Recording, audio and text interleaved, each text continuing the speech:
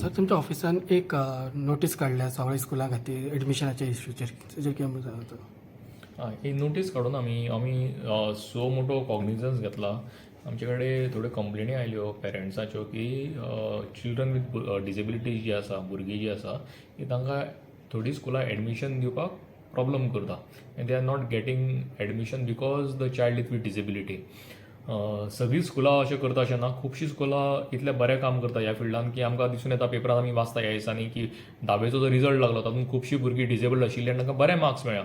आनी हे सगळे जे क्रेडीट आसा ते पेरंट्सांक वता आनी त्या टिचर्सांकूय वता आनी त्या स्कुलांकूय वता.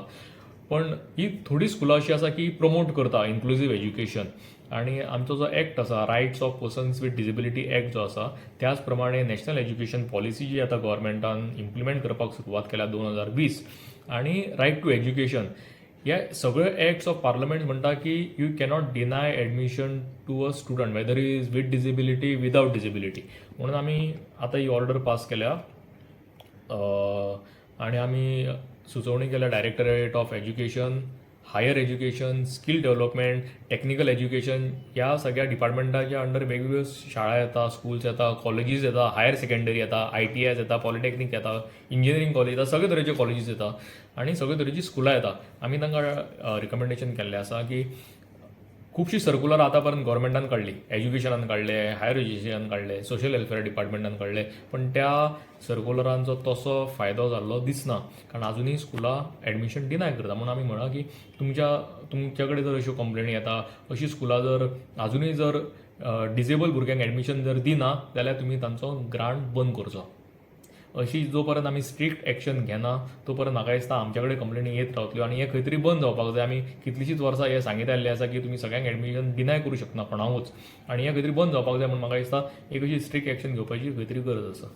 सो अश्यो कितले कंप्लेनी आसतले आतां?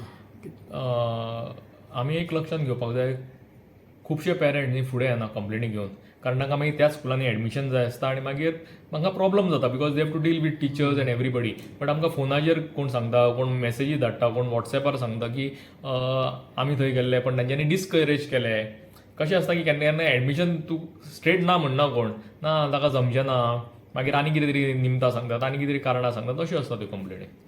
काही टिचरी किंवा स्टुडंट अशे कंप्लेन्स आसता की काही जे डिसेबिलिटीज आसा, फॉर एक्झाम्पल विजन जी ब्लायंड आसा किंवा डफ आसा तांकां त्या स्कुलान ते इन्फ्रास्ट्रक्चर ना तांकां शिकपी खातीर किंवा तो बुक्स जाय पडटा ते ना म्हणून. सो तेज्या खातीर एडमिशन दिना. कशें आसा की इन्क्लुझीव एज्युकेशना खातीर सरकारूय खूब प्रयत्न करता, रिसोर्सीस अवेलेबल आसा.